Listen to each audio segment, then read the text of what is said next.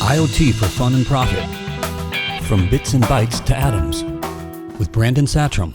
I'm going to talk about, the title of the talk is From Bits and Bytes to Atoms and Beyond. I'm really excited to give this presentation and to get a chance to chat with you all today and to present alongside Brad, who's got a really great talk about making your smart home fun coming up. I've heard it before and y'all are definitely going to enjoy that. I look forward to hearing it again. But I wanted to kind of tee things up by talking about IoT in general and really sort of what the journey of a developer trying to become this maker, tinker, what that looks like in my own experience, and then how you can extend that love of getting into hardware and IoT and electronics into others as well, whether it's your family or friends or have you.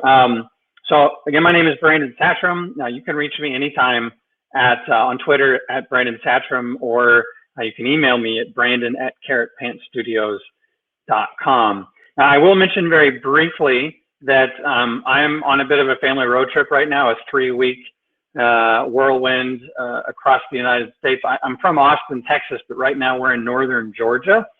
Internet here seems pretty stable, but I'm not presenting from my usual place. But family and I are having a great time, and I'm excited to get a chance to step away for a bit and talk about some of the things I love, especially as it relates to my family, which we will get to.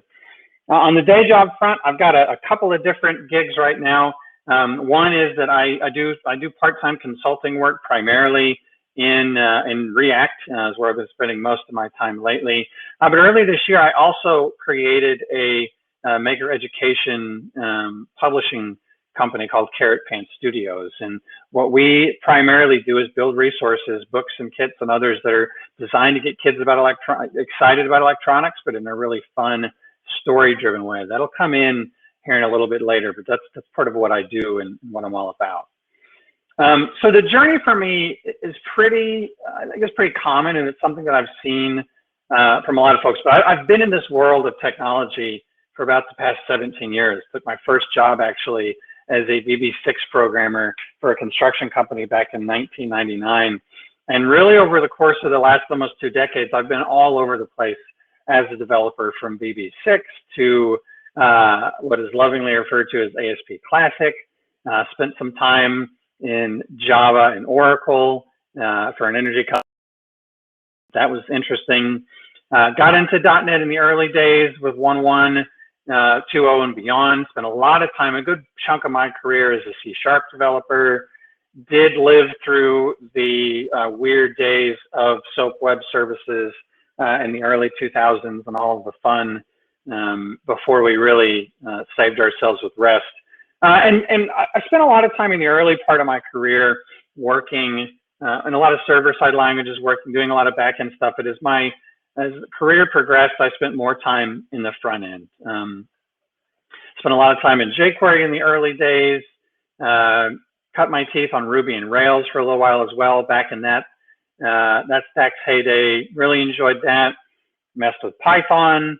And then over the course of the last 5 or 6 years, more into Node, and then in the last 3 or 4 years in Angular, and then finally React. And I say all this to share that I've been, whether it's good or bad, I've had lots of opportunities that have jumped me really all over the place when it comes to programming languages, stacks, frameworks, whatever you want to call it, back end, front end, full stack. And one of the lessons that I've learned through that experience is that the syntax changes in languages. And the semantics may change in a language, but a lot of the systems that we're building, frankly, don't tend to change. We are using newer languages and new approaches to solve a lot of the same problems that we kind of always have in a lot of ways. Our approach for those things improves. Our understanding of sort of the right way or better alternatives to build things does kind of tend to improve and change. But we still tend to solve the same problems. This has been an important lesson for me. And it's actually one that I've carried into the IoT space as well, because the newness of the space, the newness of hardware for a lot of people, I think sometimes can cause us to lose sight of the fact that in a lot of ways, we're just using new technology and new approaches to solve some of the same old classic problems that we've always had.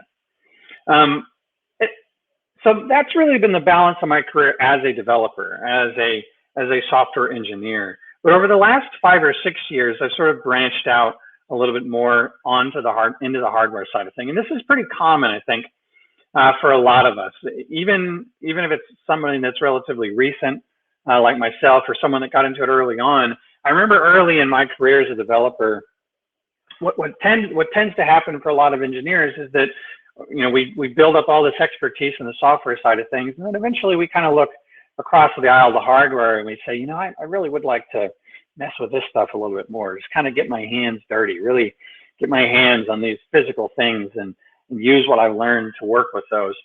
For a lot of folks that I've known over the years, that manifested in people that built their own computers. It's less common now, but still folks who sort of build their own towers. And for me and for many others, that is manifested recently in just getting into the hardware side of making and microcontrollers and things like that.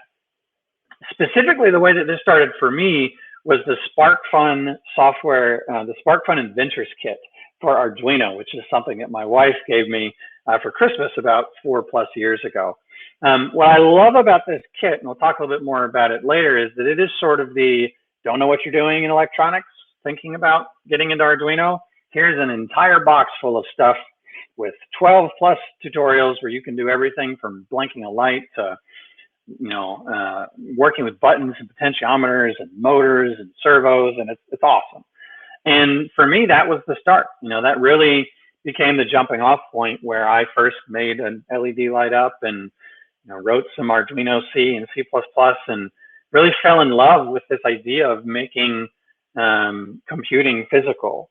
I know that's a phrase that gets used a lot, but that felt very real and tangible to me.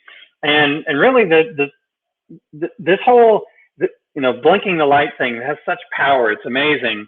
But you can feel it when you get into this space and you create that first project and you light up an LED, what we refer to as the Hello World project for the maker, for the electronics enthusiast.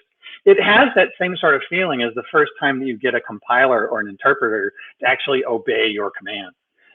You actually feel that sense of like, wow, I actually just made something. This feels like modern day alchemy, that I've gotten something to work. This is really cool. And from that point, really, I became just hooked. I jumped off from the Arduino into other spaces, started building my own projects, taught myself to solder, which I could do an entire hour worth of talking about how much I love that, and kind of a weird soldering fanboy. But it is just an amazing, I had these amazing experiences that sort of built on one another when it came to how I was able to take the love for technology and move that into this physical space. And not only that, but I actually learned the second important lesson, which is that hardware is really becoming as accessible as software. If I had tried to get into hardware 10, 15 years ago, early on in my career, I may have been more daunted, right? It may have been more of a struggle for me to be like, I have to write the most optimized C code I possibly can on a very tiny device. We really are at a wonderful time as developers in the tools that we have that we can use to get ourselves into the space that weren't there 10 and 15 years ago. And as software improves, we see this as languages improve, as they step up the stack in abstraction, we get the same sort of abstractions from hardware as well, without really having to compromise on speed and space and things like that. Not only that, but because my explorations in hardware really started through the Arduino, I also learned very quickly that my existing skills from the software side could really bring a lot to bear into this space. Now, I've done a lot since I started with just building basic circuits that are free from a microcontroller, Arduino free stuff. A lot of that stuff that I tend to do with my kids. But for me, it was really powerful to approach that space as a developer and being able to still write code to make that happen and to have that sort of be part of the tool set. And that was an exciting thing for me. Part of the motivation why I stuck with the space is because I wanted to get back into C and C++, which I hadn't messed with much since my college days. And so that was a powerful piece. And that's really where lesson 3 came in for me very quickly, which is that software makes hardware even more fun. And then we see this play out in so many ways in our own experience as developers, as some of the software out there that's designed to help get kids more into hardware. It's just amazing how well software pairs with building great hardware experiences. And you're going to see some of this in Brad's talk as well, I know, because he's taken that approach, I think, to a really awesome place in the smart home stuff that he does. And so from those lessons, I think one of the first things that I want to leave with everybody, or the recommendation that I would make, is that if you're thinking about this space, you're a developer and you're thinking, I really want to just mess with the Internet of Things, I want to start making, that I would look at getting yourself a kit that is accessible to you as a developer. It tends to be more developer friendly. And so there's a lot of great options out there. I'll walk through. One of them is the Spark Fun Adventures Kit. That was what I started with. I highly recommend it. It's everything you need. It is the highest price tag on this list at about $100, but the reason is it becomes one of those, like, you don't have anything, you don't have any of this stuff in your house, no LEDs, no resistors, no no transistors, no buttons, none of that stuff. This has everything in one box. You got everything you need to get started. I think it's a great place to look. But from there, when it comes to like having cheap accessible boards, there's so much more on the market now than when even I got started four plus years ago. The Particle Photon is a fantastic kit, or a fantastic board. It's the power of Arduino in a smaller form factor. It has built-in Wi-Fi, which up until recently most Arduino boards did not have. And there's an Atom-based desktop IDE and a browser IDE. So there's a really easy way to jump in and build and use cloud-based deployments to actually get code onto these devices. And they're only about 20 bucks. I have more of these than I care to admit lying around. I use these often, really, for almost every project that I've got that I'm working on personally in the house is a Photon-based project. And this is, I think, a fantastic tool. A more recent one, and this will come back up when I talk a little bit about getting kids involved in the space as well. But one that I've really grown to love in a quick period of time is the Adafruit Circuit Playground. This is a great platform for getting started with electronics and programming because it's so very self-contained. The SparkFun Adventures Kit had all of those components, but you were kind of assembling things in a breadboard yourself. Circuit Playground actually has built-in LEDs and buttons and motion sensors and a little joystick in there. It's actually kind of amazing what they've packed into this little device that's not much bigger than a wearable like Adafruit Flora. It's awesome. And not only does it have Arduino support, but Microsoft has built an awesome tool called MakeCode that gives you both block-based programming support like Scratch, which I'll show you a shot of in a minute, but also JavaScript support. So if you're like me and you've spent a lot of your professional development time in the JavaScript side of things, it's a great way to get started in that space as well. And it's only about 25 bucks. So it's actually really worth looking into. Next, Raspberry Pi.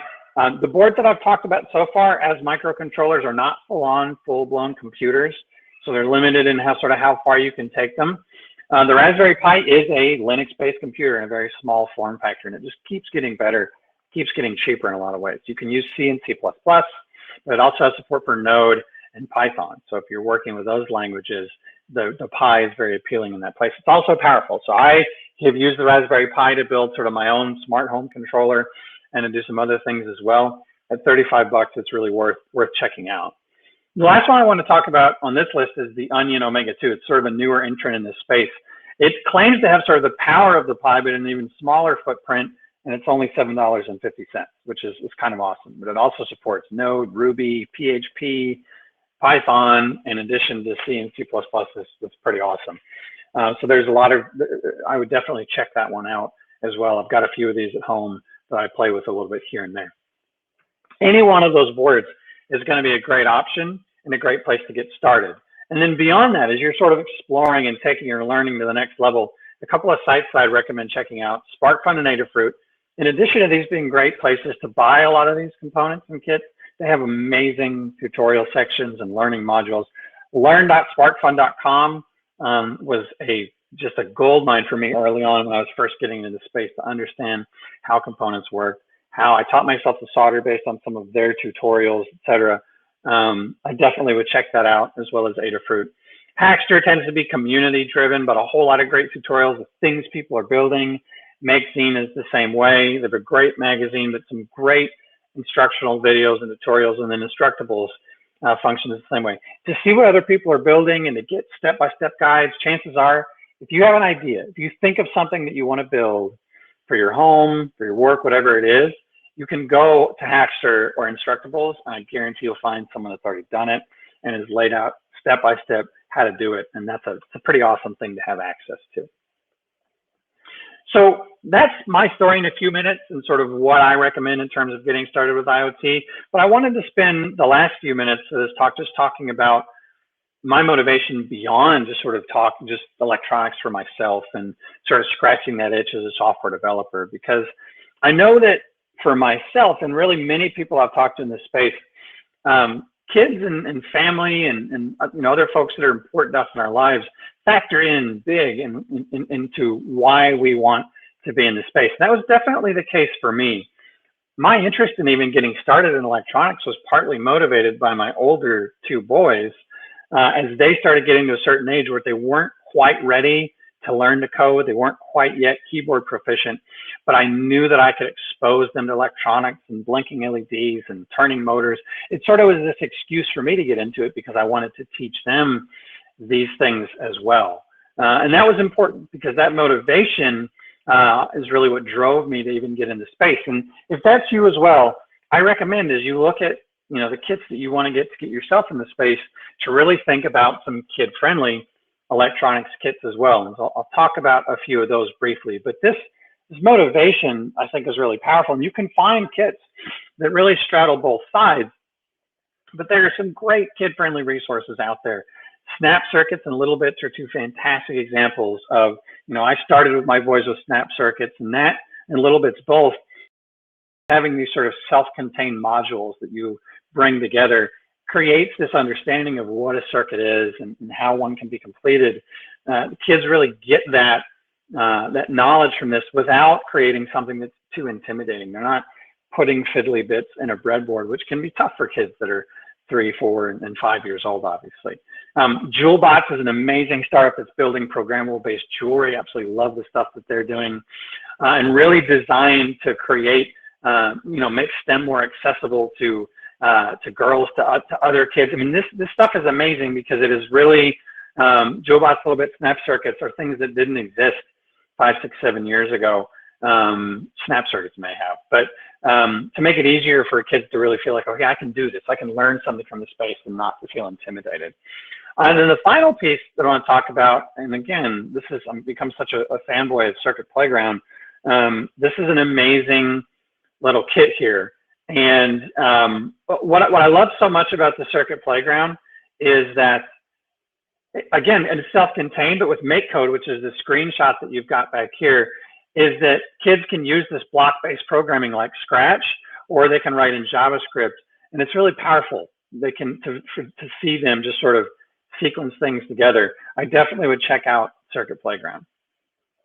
The other thing, and this is a bit of an aside tip, is as much as I love all those sets, as much as I love snap circuits and JewelBots and little bits, those things are self-contained, which makes it easier for kids to get into those. But I highly recommend taking the next step with your kids, with family at some point, because and again, like I mentioned earlier, learning to solder was this weird, crazy aha moment for me in this space. I wanted to extend that knowledge and that understanding to my kids as well. And so I recommend the same. I think as soon as kids are 5 or 6 with the right attitude towards safety, that we can do the same thing in teaching kids or other younger family members how to solder and to really be able to get that grasp of that next level of their electronics education. So it takes them sort of beyond those self-contained kits into making their own permanent circuits and permanent projects as well. I wrote a blog post about this that I'll link to at the end at my Medium blog. But really, in terms of teaching your kids, obviously you start with safety, wearing glasses.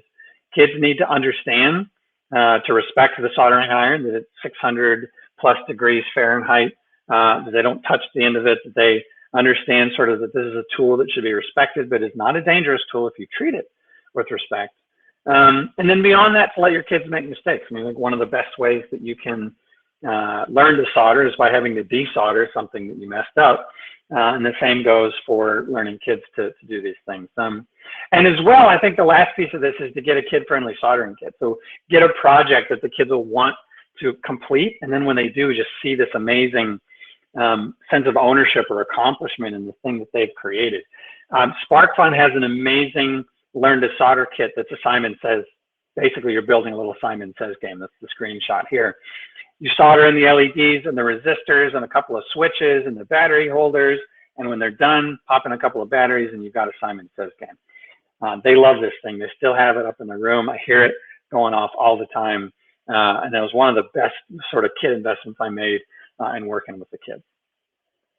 Now, this is all important, and learning these sort of physical computing things for myself, for my kids, for you all as well. This is all great, but I'm also a big believer in sort of the creative side of where electronics and the IoT comes into play. Because I think when we use our creativity in this space, we can just do amazing things. And it's really where a lot of awesome innovation comes from. So I'm sure we've all heard the term STEM, science, technology, engineering, and math.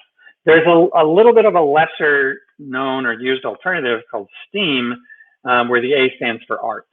Now, I'm a big fan of this variant on that acronym, because I think the art side of science, technology, engineering, and math is really how we grab kids and really get them invested in the space and make them feel a sense of ownership and a desire to continue their learning and understanding. And there's a couple of ways this is manifested for my family. One of these is in this exercise we did where we pulled out a bunch of my electronics components, resistors and LEDs and batteries and things like this, and cut leads off and soldered things together in a weird way. And we created these resistor person sculptures, I like to call them.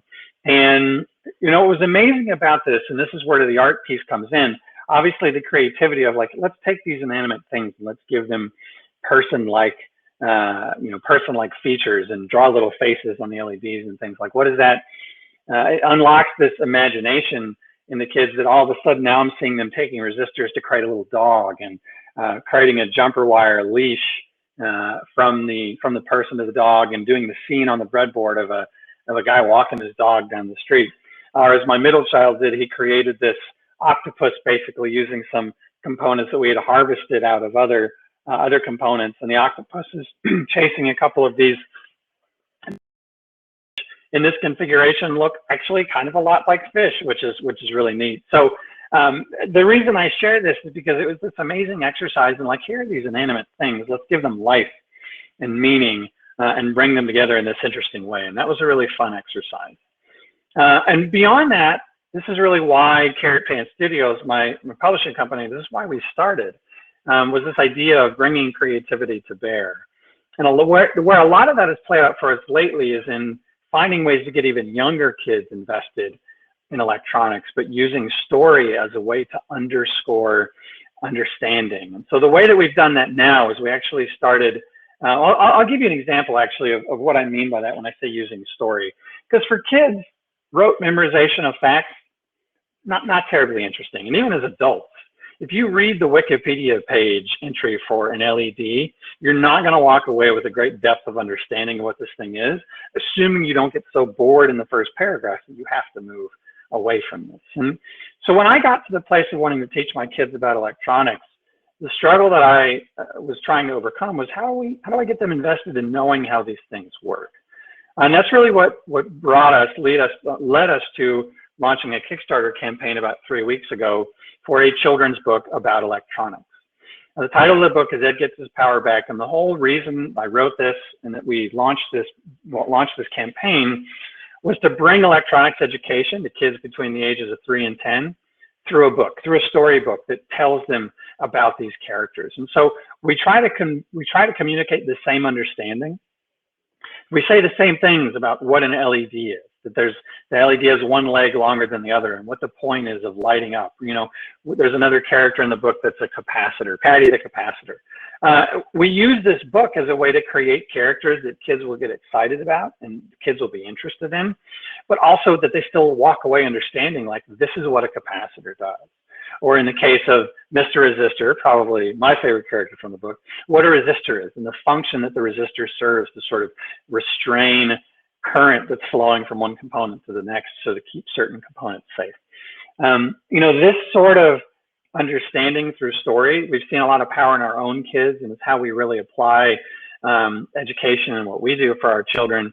And it's something that we wanted to share through a book as well. And so This is a great way. These can be stories you write yourself, stories you create with your kids, doing the resistor person sculptures like I talked about. But there's power in sort of drawing kids in and saying, these are what these things are, and you're learning it almost by accident. What kids are invested in is the story and seeing things work out in a way for the characters that they're rooting for, that they learn something really awesome along the way. And I share all that to say, really, lesson number 4 here as it relates to the kids and IoT is that the world of making has never been more accessible to kids. Whether it's components like Little Bits or Jewel Bots, or whether it's books, whether it's stories that you tell yourselves, there's never been a better time to get yourself into making. There's never been a better time to get your kids into it as well. And there's lots of really exciting, fun ways that you can go and do that. And what it all comes down to for me, and this is sort of the quote that I try to live my life by from Rumi, just let the beauty of what you love be what you do. And that's what drew me into this space, the love that I have for engineering, for software, the increasing love that I have for the hardware side of things, and also just spreading that knowledge, spreading that love and joy to others, to my own kids, to other families as well. That's why I'm here chatting with you all today. And there's so much opportunity in the space of IoT, whether it's personal or professional or just a hobby that you want to get yourself into, that if you feel at all interested and you take that step to buy a kit or to get a book or whatever it is, that you'll find that excitement will follow and you'll definitely enjoy being a part of that space. So before I hand things over, I want to share really briefly, I did mention the Kickstarter campaign. We're running that for the next 6 days. And if you want to get the hardcover book plus the Steam Kit bundle, which gives you sort of everything you need to build the circuit that's illustrated in the book, it's a great resource, again, for kids between the ages of 3 and 10. You can get that today through a special exclusive for you all that's regularly $40. It's $35 today. You can visit bit.ly/edtheled to back the project and claim the bundle. We'd definitely love to have you be a part of the project. We got 6 more days. And it's been great fun. So thank you, Brian. I really appreciate you inviting me. Thanks everybody for listening. Check out a lot of what I talked about today. I've written about on our blog at medium.com/breadboardo. Definitely would love to hear from you all via Twitter or email if you have any questions, and if there's anything I can do to help as you move on to this journey into the Internet of Things. Thanks for watching.